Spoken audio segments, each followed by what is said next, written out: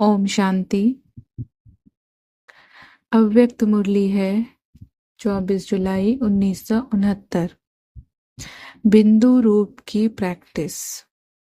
मीठे मीठे बाप दादा बोले, मीठे मीठे बच्चे किसके सामने बैठे हो और क्या होकर बैठे हो? बाप तो तुम बच्चों को बिंदी रूप बनाने आए हैं।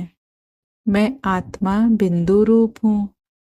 बिंदी कितनी छोटी होती है और बाप भी कितना छोटा है। इतनी छोटी सी बात भी तुम बच्चों की बुद्धि में नहीं आती है। बाप तो बच्चों के सामने ही है, दूर नहीं। दूर हुई चीज को भूल जाते हो। जो चीज सामने ही रहती है उस चीज को भूलना, यह तुम बच्चों को तो शोभा नहीं देता है। अगर बच्चे बिंदी को ही भूल जाएंगे तो बोलो किस आधार पर चलेंगे? आत्मा के ही तो आधार से शरीर भी चलता है।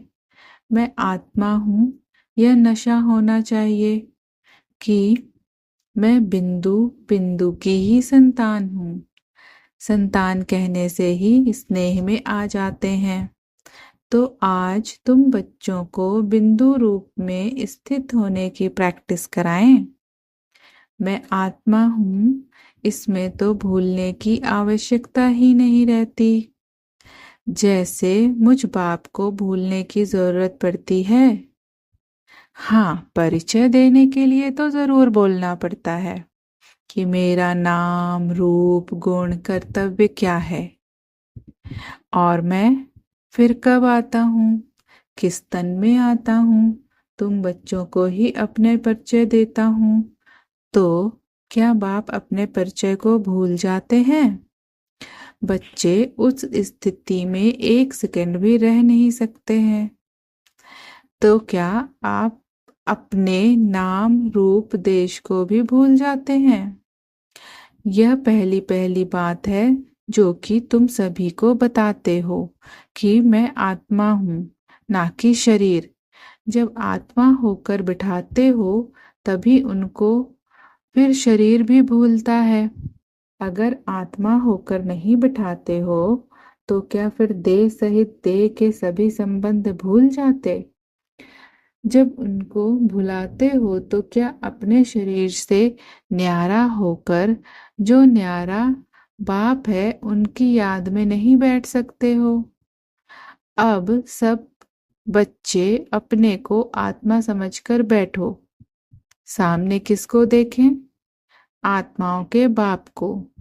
इस स्थिति में रहने से व्यक्त से न्यारे होकर अव्यक्त स्थिति में रह सकेंगे। मैं आत्मा बिंदु रूप हूँ। क्या यह याद नहीं आता है? बिंदी रूप होकर बैठना नहीं आता?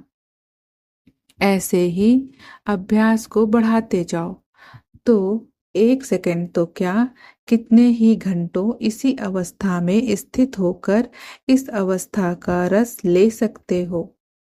इसी अवस्था में स्थित रहने से फिर बोलने की जरूरत ही नहीं रहेगी।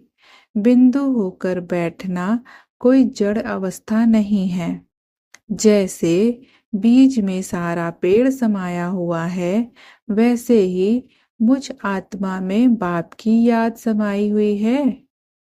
ऐसे होकर बैठने से सब रचनाएं आएंगी और साथ ही यह नशा होगा कि हम किसके सामने बैठे हैं।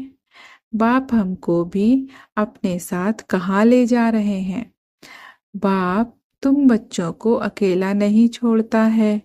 जो बाप का और तुम बच्चों का घर है, वहां पर साथ में ही लेकर जाएंगे। सब इकट्ठा चलने ही है।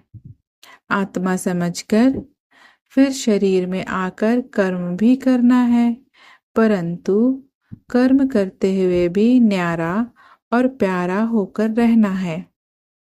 बाप भी तुम बच्चों को देखते हैं। देखते हुए भी तो बाप न्यारा और प्यारा है ना? अच्छा, ओम शांति।